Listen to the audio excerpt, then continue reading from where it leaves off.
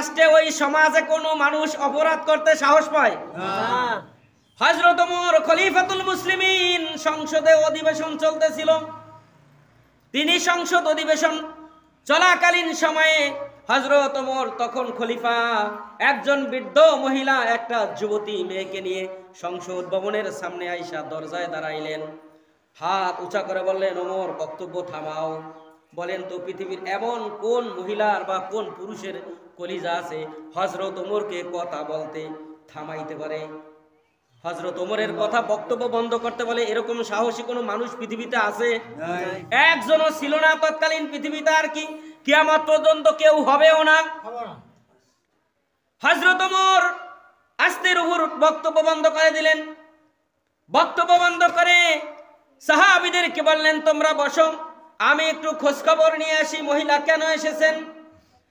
যখন তার কাছে গেলেন, মায়ের মতো একদম আদরের স্বরে, সন্তান যেইভাবে মায়ের সঙ্গে আচরণ করে, যায়া তাকে সালাম দিলেন একদম নরম সুরে, মাগো কি হয়েছে, কেন এসেছেন, কি কারণে এসেছেন আপনি আমার কাছে বলেন। বলেন আমাদের বাংলাদেশের যদি প্রধানমন্ত্রী হয় এই অবস্থায়, তার কাছে যাইতে হইলে কত রকমের সিকিউরিটি, কত রকমের অনুমতি নিয়ে তারপরে তার কাছে যাইতে হয়। অথচ অর্ধ জাহানের খলিফা হযরত ওমর, তামাম পৃথিবীটার অর্ধেকের খলিফা তিনি। অর্ধেক পৃথিবী যিনি শাসন করেছিলেন হযরত ওমর, সেই ওমরের সামনে একজন মহিলা এসে বললেন, ওমর তোমার বক্তব্য বন্ধ করো, আমার কথা শোনো, এইরকম কলিজাওয়ালা মানুষ পৃথিবীতে পাওয়া দুষ্কর। হযরত ওমর নরম সুরে মহিলার কাছে যে বললেন, মাগো কি হয়েছে বলেন।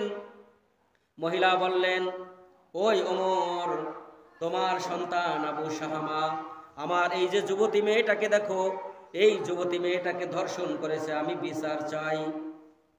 বাবা রাষ্ট্রপতি, সন্তান অপরাধ করেছে বন্ধুদের পাল্লায় পড়িয়া, মদ খেয়েছিল, মদ খেয়ে মাতাল হয়ে এই কাজটা করে ফেলেছিল। হযরত ওমর বললেন, মা আপনি এখানেই দাঁড়ান, আমি বাড়ি থেকে আসতেছি। বাড়িতে যাইয়া ডাক দিলেন আব্দুল্লাহর মা।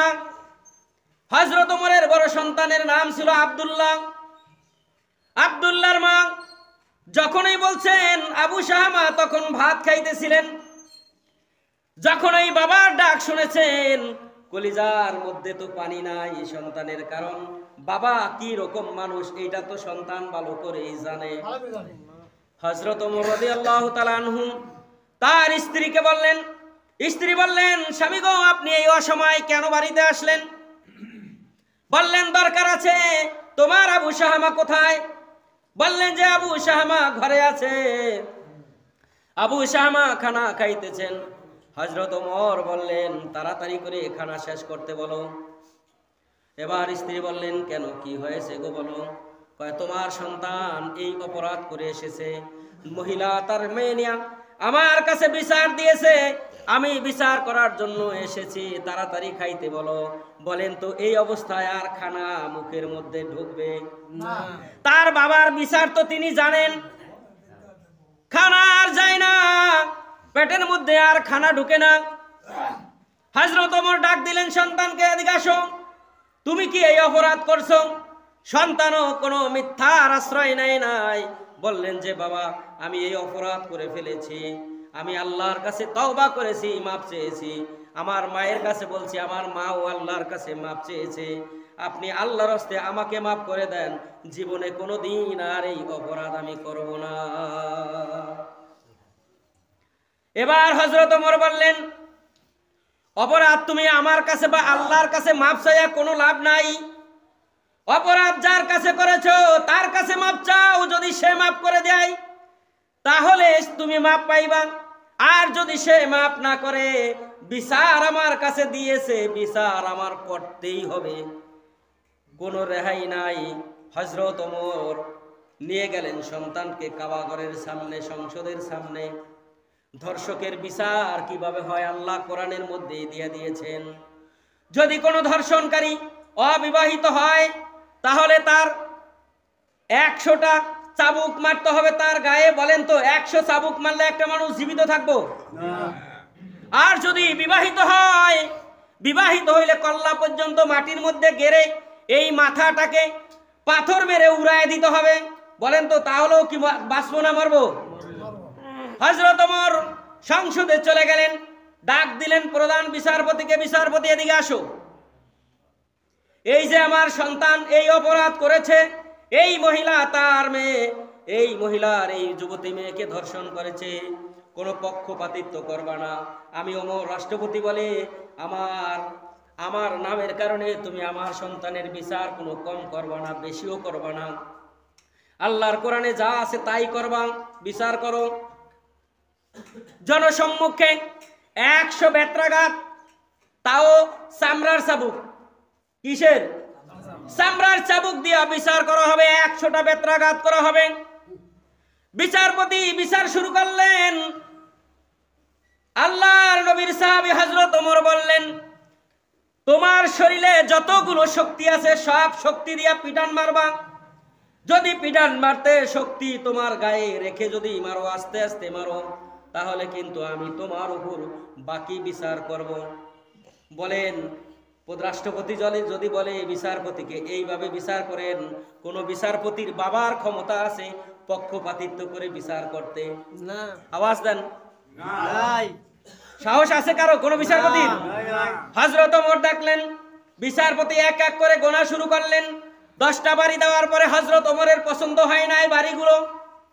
চাবুক ছিনায় এনে বললেন, তুমি যেই বাড়িগুলো দিয়েছো এর একটা বাড়ি হলো আধা বাড়ির মতন, আমার কাছে চাবুক দাও। হযরত ওমর চাবুকটা নিয়ে নিলেন। তিনি যে 10টা পিটান দিয়েছিলেন 10টাকে 5টা গোনা ধরলেন। 5টার পরে 6 নম্বর থেকে হযরত ওমর পিটান শুরু করলেন। 50টা বাড়ি দেওয়ার পরে সন্তান নিস্তেজ হয়ে মাটিতে পড়ে গেছে, সন্তান মারা গিয়েছেন। হযরত ওমর বললেন, বাড়িতে নিয়ে যাও, গোসল করাও। গোসল করালেন, দাফনের কাপড় পরালেন। হযরত ওমর নিজ সন্তানকে কোলের মধ্যে নিয়ে কবরের মধ্যে রাখলেন। কবরে রাখার পরে হযরত ওমর রাদিয়াল্লাহু তাআলা আনহু কাজীকে বললেন, কাজী বেত্রা কই দাও। কাজী বেত্রা দাও। বেত দেওয়ার পরে বাকি যেই 50টা বাড়ি ছিল ওই সন্তানের কবরের উপর 50টা বাড়ি দিবেন। যখন কাজী বললেন, পেছায় ধরছেন, পাও পেছায় হযরত ওমরের হুজুর, সে তো মরে গেছে, বিচার তো শেষ, আবার আপনি বাকি 50টা কার গায়ের উপর বাড়ি দিবেন? হযরত ওমর বললেন, আল্লাহর কোরআন বলছে 100 বেত মারতে, সে যদি এক বাড়িতেও যদি মরে যাইতো বাকি 99টা বাড়ি আমি তার কবরের উপরে দিয়া দিতাম। হযরত ওমর বেত হাতে নিয়ে বাকি 50টা বাড়ি তার কবরের উপরে দিলেন। এরপরে বাড়িতে চলে গেলেন। বাড়িতে যাইয়া সন্তান যেই রুমে ঘুমাইতো ওই রুমের বালিশ ধরে এবার শিশু বাচ্চার মতন কেঁদে দিলেন। বললেন, আল্লাহ, আমি তোমার কোরআনের আইন বাস্তবায়ন করেছি, হোক আমার সন্তান, আমার কাজের মধ্যে কোনো পক্ষপাতিত্ব তুমি পেয়েছো কিনা আল্লাহ। ও আল্লাহ, আমি তোমার কোরআনের আইনের বিচার করেছি মাওলা, আমি আমার সন্তানের উপর খুশি।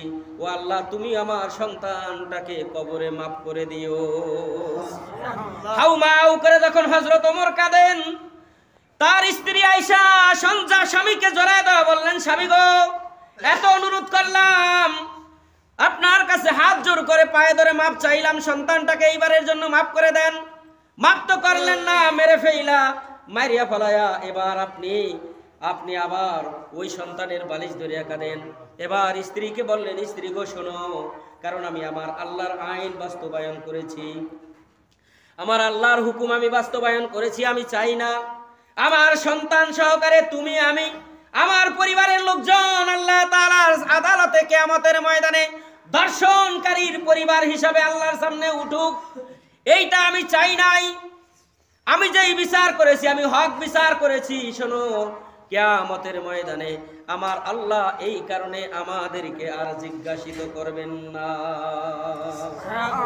এই ছিল হযরত ওমরের বিচার ব্যবস্থা। বলেন, এই ওমর যখন রাষ্ট্রপতি তার বিচারপতি ছিলেন তখন তার সামনে কেউ বিচার নিয়ে আসুক এইরকম কলিজা কারো থাকার কথা না, থাকার কথা নয়। এই জন্য 3 বছর চাকরি করার পরে হযরত আবু বকরকে বললেন, আবু বকর, তুমি আমার চাকরিটা ফেরত নাও, আর 3 বছরের বেতনগুলো আমি তোমাকে ফেরত দিয়ে যাচ্ছি রাষ্ট্রীয় কোষাগারে।